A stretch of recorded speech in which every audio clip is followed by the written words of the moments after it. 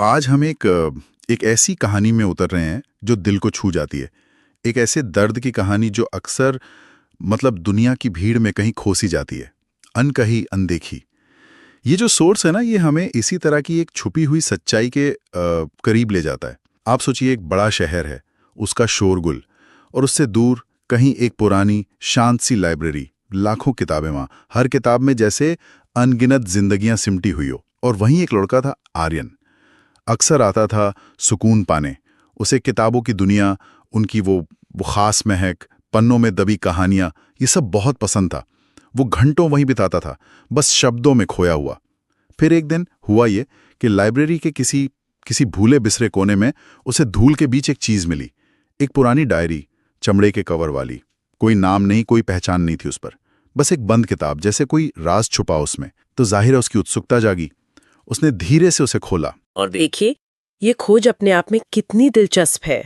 ऐसी भूली हुई चीजें, खासकर निजी लेख जैसे ये डायरी, ये अक्सर ना समय का पर्दा हटाकर सीधे आपको मानवीय भावनाओं तक ले जाती हैं। ये सिर्फ चीजें नहीं है, ये तो जैसे अतीत की वो आवाजें हैं जो इंतजार कर रही थी कि कोई उन्हें सुने। इनमें एक अलग तरह की सच्चाई होती है जो शायद गढ़ी हुई कहानियों में ना मिले। बिल्कुल। और ये आवाज थी मीरा की। डायरी के पन्ने जैसे ही आर्यन ने पलटे, वो एक अनदेखी दुनिया में पहुंच गया। मीरा ने अपने सबसे गहरे एहसास, अपना अकेलापन और एक लाइलाज बीमारी से अपनी जंग, सब कुछ शब्दों में उकेरा था। उसकी टूटती उम्मीदें, वो सपने जो शायद कभी पूरे ना हो, सब कुछ बिखरा था उन पन्नों पर। उसने अपनी दोस्ती का जिक्र किया है। एक दोस्त, शायद उसके लिए कुछ अनकहे जज्बात थे जो वो कभी बता नहीं पाई।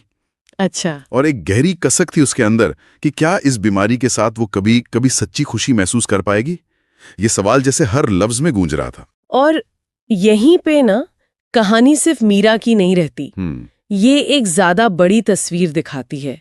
ये उन अनकहे जज्बातों की कहानी है जो हम सब कभी ना कभी महसूस करते हैं। शायद बीमारी हो या कोई और मुश्किल हालात, उसका सामना करते हुए जीवन कितना नाजुक है, इसका एहसास। और सबसे बढ़कर शब्दों के जरिए किसी अनजान तक भी अपनी बात पहुंचाने की वो जो एक गहरी मानवीय तड़प होती है ना, मीरा की डायरी उसी तड़प का एक सबूत है। हाँ, और आर्यन जैसे जैसे पढ़ता गया, मीरा उसके लिए सिर्फ डायरी के पन्नों का एक नाम नहीं रही। वो उसे महसूस करने लगा, उसके दर्द को, उसकी हंसी को, जो शायद कहीं खो गई थी। एक अजीब सा गहरा रिश्ता बन गया उस लड़की से, जिससे वो कभी मिला नहीं, जिसे वो कभी जान नहीं पाया। फिर आया वो आखिरी पन्ना। मीरा ने लिखा था कि वो बहुत थक गई है,